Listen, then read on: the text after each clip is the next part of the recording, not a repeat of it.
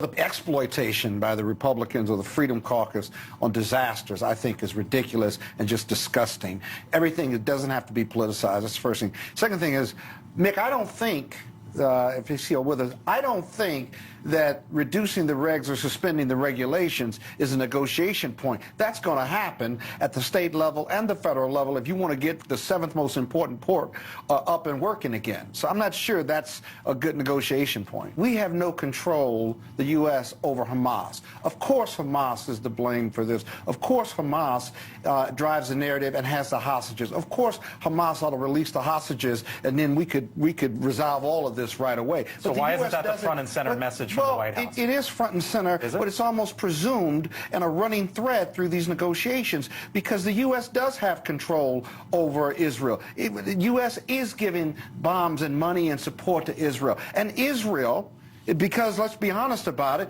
Israel has made these errors in bombing the aid workers.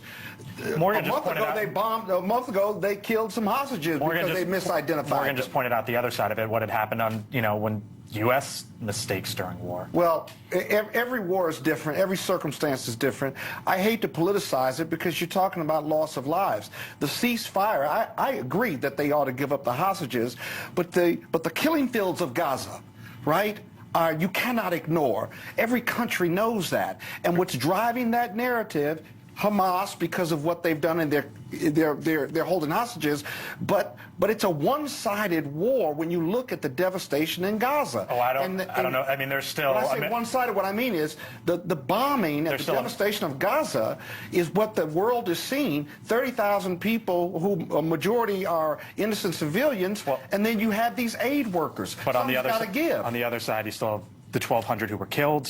The 130 who were hostages, America. If he wasn't thinking about running for office and keeping his powder dry, why is he even on that program talking? Well, the fact he's on the program talking means he wants to talk politics, and this is a dry run for him to communicate and not taking a stand. He sounds like a politician.